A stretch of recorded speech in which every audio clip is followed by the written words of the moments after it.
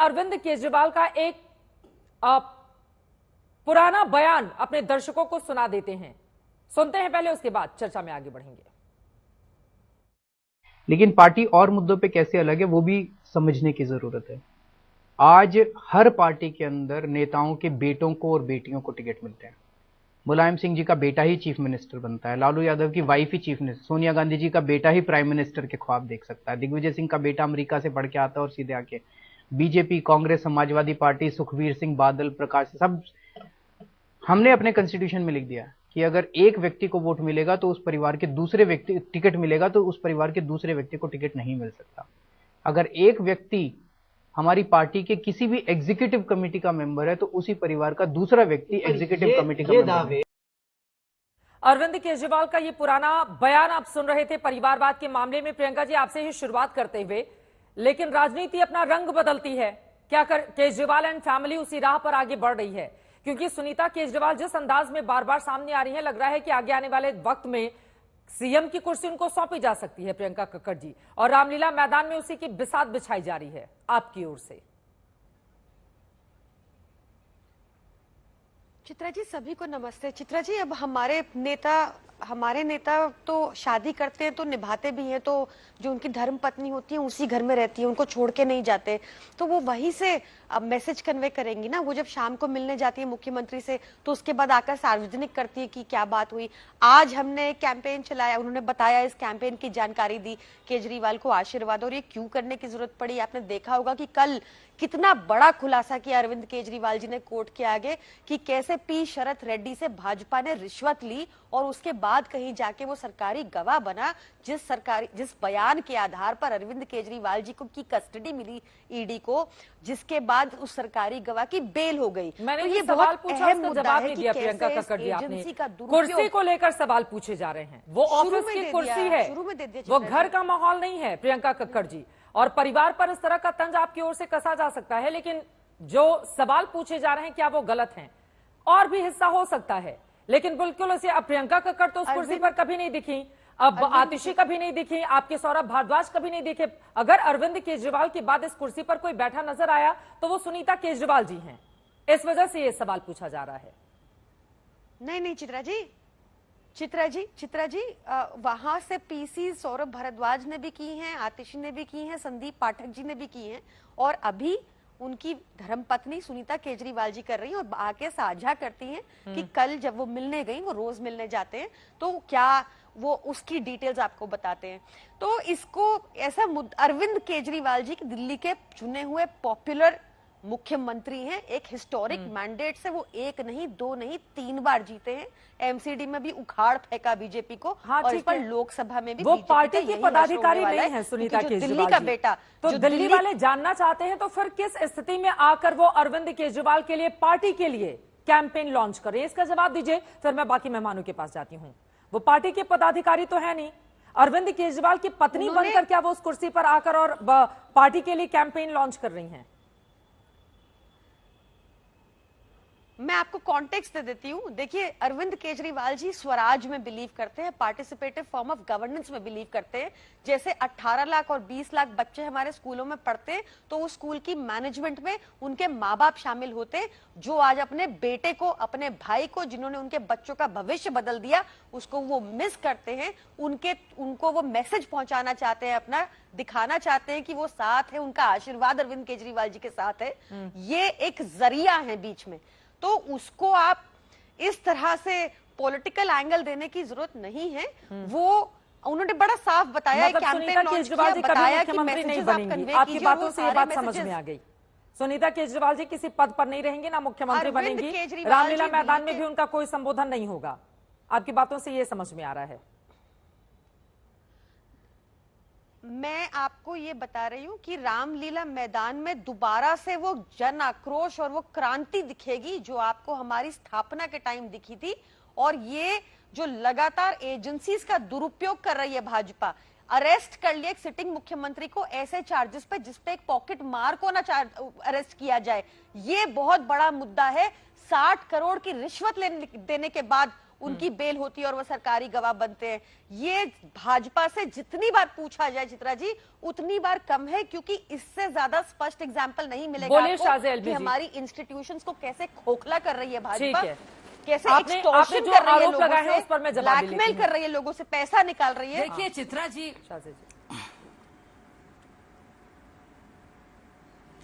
नमस्कार चित्रा जी, आज good Friday भी है, अफसोस का दिन है और जुमा के लिए मुझे जुमा मुबारक कहना होगा।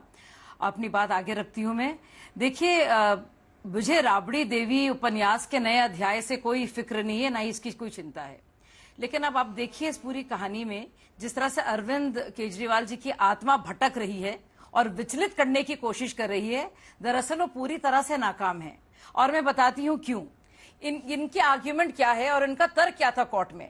इनका तर्क ये था कि क्योंकि भाजपा को इलेक्टोरल बॉन्ड्स दिए गए, खरीदे गए बाकायदा शरद रेड्डी से, जो कि औरोबिंदो फार्मा के एक डायरेक्टर हैं, जो होलसेलर, इनको L1 लाइसेंस दिया गया था, इस वजह से पूरा केस बना। अब केस तो इससे बहुत पहले बन गया था। इनसे ये पूछा जाए और ये बताया जाए कि जो भी अक्यूज होता है या को अक्यूज होता है वो इन्फॉर्मर कैसे बनता है। ना तो सीबीआई उसको इन्फॉर्मर बनाती है, ना उसको ईडी बनाती है, ना मोदी जी बनाते हैं, ना भाजपा बनाती है। ये जो विटनेस बनने का या इन्फॉर्मर बनने का जो स्टेटस होता है वो दिया जाता है, सैंक्शन और इजाजत मिलती है कोर्ट से।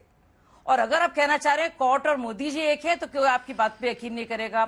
दूसरी बात, ये पूरा मामला शरद रेड्डी के बयान पर सिर्फ आधारित नहीं है कि कौन कौन से बयानात है। सुनिए, ये पूरा मामला उसको कर रहे हैं, वो भी पोस्ट फैक्ट हुआ है। इसमें श्री सी अरविंद जो मनीष सिसोदिया के सेक्रेटरी हैं, बाकायदा उनका बयान है। बुच्ची बाबू जो के कविता के सीए हैं, मंगुटा श्रीनिवास रेड्डी हैं जो कि बिजनेस डीलर हैं, राघव मगुंटा साउथ ग्रुप को जो रिप्रेजेंट कर रहे हैं, और शरद रेड्डी जो औरोबिंदो फार्मा के एक डायरेक्टर हैं। दिनेश अरोरा का बयान इसमें बहुत ही महत्वपूर्ण है। और जाहिर सी बात है, समीर महिंद्रू का जो मशहूर फोन कॉल जो बाकायदा गया विजय नायर के जरिए अरविंद केजरीवाल के पास, जिसको लेकर 13 के 13 फोन नष्ट किए गए, वो तो अलग कहानी है। अब उसके अलावा कौन कौन से बयान दर्ज किए गए हैं जिसके आधार पर ये केस बनाए। नहीं, सुनिए, जरूरी है चित्रा जी, बहुत जरूरी है, ये सारे फैक्ट्स हैं। एक बार मुझे बोलने दीजिए, 10 सेकंड में, बाद में नहीं बोलूंगी। तो अगर ये कहा जा रहा है कि पूरा ये घोटाला जो है ये पूरी तरह से केंद्रित है शरद रेड्डी के बयान पर, तो मैं बता दूं कि सिर्फ उनके बयान पर नहीं है। उनको सैंक्शन दिया गया कोर्ट से इन्फॉर्मर बनने के लिए। और मैं बता दूं, और किसी के भी बयान, जो भी इन्फॉर्मर होता है ना, उसको कोरैबोरेट किया जाता है और फैक्ट से और बाकी एविडेंस से, ये मैं बता दूं। और उसकी भी तफ्तीश होती है, क्योंकि ये फैक्ट फाइंडिंग मिशन है। ये नहीं कि उन्होंने बयान दिया और उसको इस्तेमाल कर लिया जाएगा। कोर्ट्स कभी इजाजत नहीं देती। आपको वकील होने की जरूरत नहीं है जानने के लिए। जो आरोप लगाए जाएंगे उसकी सफाई अभी से बीजेपी ने देनी शुरू कर दी है। लेकिन मनोज सिंह काका जी, तहसीन पुनावाला जी भी हमारे साथ हैं, अब निजेश अवस्थी जी, इन तीनों की टिप्पणी ले लेती हूँ, फिर प्रियंका जी आप अपनी बात रखिएगा। मनोज सिंह काका जी, आपके पास आते हुए, उसी रामलीला मैदान से समाजवादी पार्टी हो, कांग्रेस पार्टी हो, पानी पी पी कर कोसा था अरविंद केजरीवाल ने, और वहीं पर पहुंचेंगे आप लोग कंधे से कंधा मिलाकर ये बताने के लिए कि अरविंद केजरीवाल पूरी तरह से निर्दोष है और उनको फंसाने का काम कर रही है बीजेपी। जनता भरोसा करेगी क्या मनोज जी? जो आपका सवाल है चित्रा की, जनता भरोसा करेगी क्या, वो एक बात है ना अकबर इलाहाबादी की कि हम भी करते हैं तो हो जाते हैं बदनाम, वो कत्ल भी करते हैं तो चर्चा नहीं होती। क्यों नहीं जनता भरोसा करेगी? जनता इसलिए भरोसा करेगी चित्रा कि जो अरविंद, देखिए साजिया बहन ने बहुत सारी बातें बताई, लेकिन इन्होंने न्यायिक कोई बात नहीं करा, बहुत लपेट के बता रही थी। मैं आपको बता रहा हूँ, थोड़ा स्पष्ट हो जाए कि अरविंद केजरीवाल का और शरद रेड्डी का क्या संबंध है और बीजेपी का क्या संबंध। 10 नवंबर 2022 को शरद रेड्डी गिरफ्तार होते हैं। तब तक उन्होंने, जब तक वो अरेस्ट नहीं होते हैं, आप शायद सुन नहीं पाए भाई साहब। अब आप सुन नहीं पा रही हैं। अब इतना भी ग्लानि बोध आपको है, मैं समझ रहा हूँ, लेकिन थोड़ा तो धैर्य रखिए बहन। मैं बात ये कर, जब वो अरेस्ट होता है तब तक वो 1 रुपया बीजेपी को नहीं देता है, और जैसे ही वो अरेस्ट हो जाता है तो 5 करोड़ का इलेक्टोरल बॉन्ड लेता है। इसके बाद जैसे ही उसको बेल होने को होती है, पीएमएलए एक्ट में है चित्रा, अपने किसी भी एक करके शाहज़ा जी उनको बोल लेने दीजिए, शाहज़ा जी उनको बोल लेने दीजिए, दोनों लोग साथ में बोलेंगे, समझ में नहीं आएगा। एक बार मनोज जी को बोल लेने दीजिए प्लीज। इनका धैर्य देखिए। हाँ बोलिए। जैसे ही उसको बेल होती है, ईडी कहीं भी अपोज नहीं करती।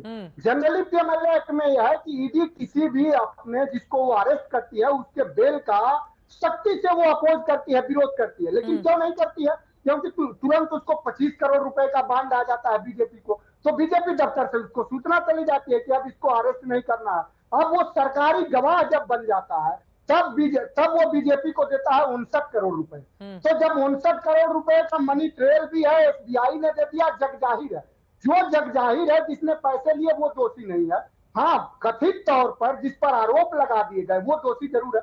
आपने एक दूसरा सवाल किया कि हम साथ कैसे हैं। हम साथ इसलिए हैं चित्रा, हम साथ इसलिए हैं उन दलों के साथ क्योंकि इस देश में 83% बेरोजगारी है।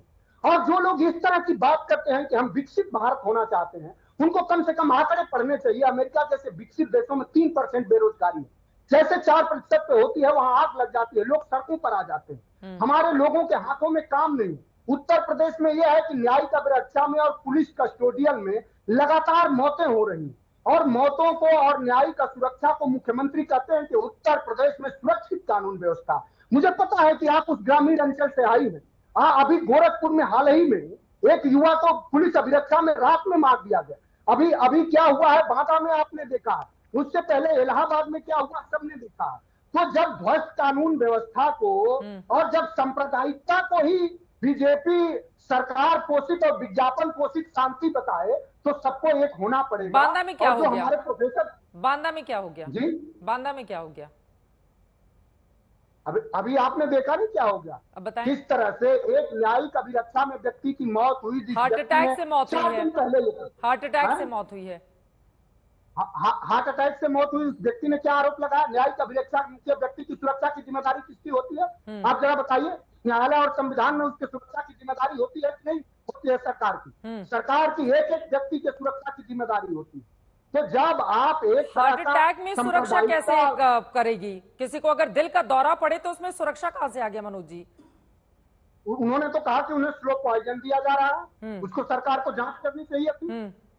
आप एक दिन में आईसीयू से आदमी डिस्चार्ज हो जाता है क्या? ये सवाल है, ये वाजिब सवाल है। ठीक है, बीजेपी इसका जवाब देगी। अब विजय अवस्थी जी, तहसीन उसके बाद में फौरन आपके पास आ रही हूँ। तहसीन पूनावाला हमारे साथ है। ठीक है, जो आरोप आपने लगाए हैं उनके आरोपों पर एक एक करके अपनी विजय अवस्थी जी जवाब दीजिए। एक तो मुख्तार अंसारी को लेकर भी वो सवाल पूछ रहे हैं, और दूसरी तरफ रामलीला मैदान में वो कह रहे हैं मौजूदा जो स्थिति है उसका जवाब देने के लिए बहुत जरूरी हो जाता है कि कंधे से कंधा मिलाकर विपक्ष आगे बढ़े। अपनी जय जी।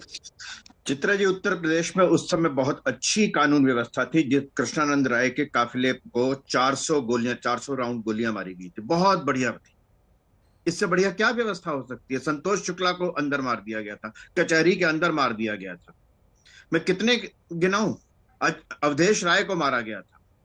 बहुत अच्छी कानून व्यवस्था थी, जिसको चाहा मार दिया। जेल के अंदर तालाब खोद दिया गया मछली पकड़ने के लिए। जेल के अंदर डीएम के साथ बैडमिंटन खेलते थे आरोपित। तो वो बहुत अच्छी व्यवस्था थी। उत्तर प्रदेश के जनता ने इनको जवाब दिया है। इस जवाब को जो नहीं सुन सकता उसका कोई इलाज नहीं है। एक बात। दूसरी बात, अभी प्रियंका कक्कड़ जी ने कही, आप वाले कहते हैं कि अरविंद केजरीवाल ने बहुत बड़ा खुलासा किया कोर्ट में। वो रेड्डी वाला, वो तो इलेक्शन कमीशन की वेबसाइट पर है भाई, और बहुत पहले हो चुका है। इसमें अरविंद केजरीवाल ने क्या खुलासा किया? मुझे समझ में नहीं आता कि खुलासा क्या किया, जिसका एक दिन पहले कहा गया था कल बहुत बड़ा खुलासा करने वाले। बात असल में यह है कि जिस थाली बजाने का मजाक उड़ाया गया था, आज वो पार्टी खुद थाली लेकर के सड़क पर खड़ी है। मजाक असलियत ये है कि ये पूछना पड़ेगा, और ये बीजेपी वाले क्यों नहीं पूछते कि शराब पर वैट कितना घटाया गया और पेट्रोल पर वैट कितना घटाया गया। क्या ये आम आदमी पार्टी जो कहती है भी जन भागीदारी के साथ हम करते हैं, तो क्या उसने एक पर एक फ्री हो इसके लिए कोई क्या जनमत संग्रह किया था? वो तो सब चीज जनमत संग्रह के साथ करते थे। और अभी आपने ही दिखाया, सवाल किसी और पार्टी के आरोपों का नहीं है। सवाल आज सिर्फ इस बात का है कि अरविंद केजरीवाल को हम सब लोगों ने जिस कारण इस दिल्ली राज्य की सत्ता सौंपी थी, उसमें यह था कि परिवारवाद नहीं होगा, जिसका अभी आपने दिखाया। मैं कभी कांग्रेस से, बीजेपी से नहीं लूंगा, अपने बच्चों की कसम खा के कहता हूं। दूसरे लोगों को कसम दिला रहे थे कि अपने अपने पतियों की कसम खा के कहना कि वोट नहीं दोगे मोदी को। जो अपनी कसम पे कभी कायम नहीं रहा, वो दूसरों को कसम दिला रहा है। हैरत की बात ये है। बात बड़ी साफ सी है कि ये आरोप सिर्फ शराब के घोटाले के नहीं है। ठीक है। मुझे एक बात बताइए कि कौन सा ऐसा अन्ना हजारे का आंदोलन था कि जिसमें दिल्ली की जनता को एक पे एक फ्री देने की जरूरत पड़ी। एक लोगे दो मिलेंगी। कभी शराब सिगरेट पर इस तरीके का नहीं हुआ। ये तो बताए ना कि ये किस कौन सी जन भागीदारी थी इसमें। दिल्ली की जनता शराब को लेकर ही उनकी ओर से बयान आया था, वो इसके खिलाफ थे। लेकिन तहसीन पुनावाला जी, 10 सेकंड और चित्रा जी, सिर्फ 10 सेकंड बोलिए। मुझे हैरत तो सिर्फ इस तहसीन पे हो रही है कि पूरे देश की 543 सीटों में से 3 सीट बड़ी खैरात में दे दी दिल्ली की। उसके कारण पूरी कांग्रेस पार्टी इनके पक्ष में आके खड़ी होगी, जिनमें शरद पवार, लालू यादव, सोनिया गांधी तक का नाम लिया गया, राहुल गांधी, पूरी कांग्रेस पार्टी, जिन जिन के नाम नहीं लिए गए उन सबको खुल करके गालियां दी गई। आज वो 31 मार्च को वहीं पर खड़ी होगी।